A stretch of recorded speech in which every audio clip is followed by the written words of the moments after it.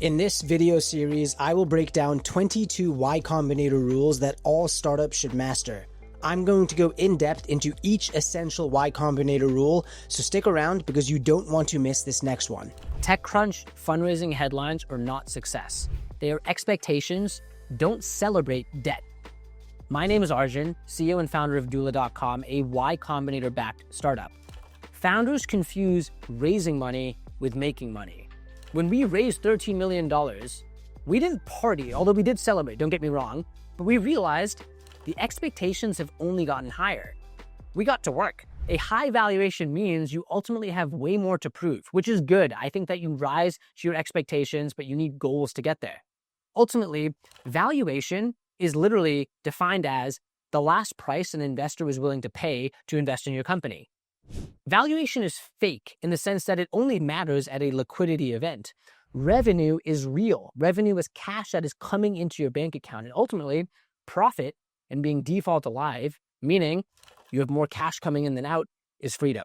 Now, I want to actually zoom way out and dial into why this happens. Why do we as founders and as the public like seeing the sexy headlines for how much cash is raised? The reason why is because there are two different types of scoreboards in business. There are external scoreboards and there are internal scoreboards.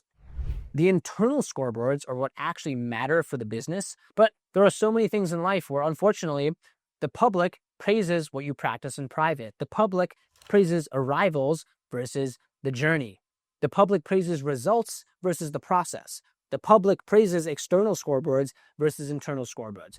Let me make this tactical. Externally, if you're looking at your friend's startup, what do you see? Oh, wow, they have 100 people. Or, oh, wow, they've raised $13 million. Or, oh, wow, look at their investors. Those are all external metrics, but none of those metrics actually matter in the sense of what is the lifetime value of a customer? What is your customer acquisition cost? What do your retention curves look like? What is your customer satisfaction score? How many weekly active users do you have? Those are the metrics that are the meat and potatoes of the business. That's the internal scoreboard. But think about it. Do you think TechCrunch should write an article saying Doola increased its web visit to purchase rate from 2% to 3% for this specific funnel? No, that would get no clicks. Versus saying, hey, Doola has raised $13 million to democratize access to American entrepreneurship. There was nothing wrong with using press or PR, but the harsh truth is, and I've realized this reality, is that externally, people try to read a business based on those numbers because they're sexier. Your friend doesn't ask you, hey, what's your lifetime value? Your friend asks, oh, how many people do you have? I actually don't think I've had a single friend ask me, what's your CAC to LTV ratio? Every time I see them, they say, oh, so how many people are at Doola now? Nothing against having a team. The truth, though, again, and I'm really trying to hammer this home, is that the external scoreboard is what the public sees. The internal scoreboard is what matters. I'm going to give you two analogies to really bring this home. Take a chef of a Michelin star restaurant. Imagine that chef goes out and sources ingredients from around the world. Or maybe they go to Whole Foods and they buy ingredients. Do you tell the chef, congratulations for buying ingredients? No. The chef doesn't get a Michelin star for buying ingredients. The chef doesn't get on the cover of the magazine for buying ingredients. The chef doesn't get their own Netflix show for buying ingredients. The chef gets all of that for serving an incredible dish.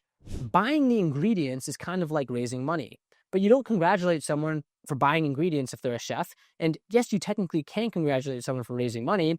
The congratulations should happen when they deliver the dish, when you have a fantastic user experience. I'll give you one more analogy for all the sports fans here. Think of this like being the #1 draft pick in the NFL. Just because you're the #1 draft pick doesn't mean you're automatically in the Hall of Fame. It means everyone is going to expect you to perform, but you haven't won a single game yet. The work starts now. That is rule number 11. To see the full set of 22 rules that make up the Y Combinator Pocket Guide, watch this video next.